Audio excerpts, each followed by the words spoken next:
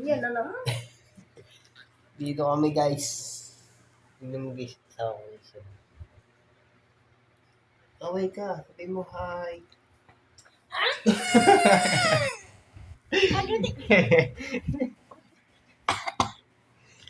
Kumaway ka. Yung cellphone ko, durog! Tignan mo talaga si Buk. Ayun po, asawa ko, kakarating lang. Galing. Galing sa... Saan galing? Sa trabaho, Sa trabaho.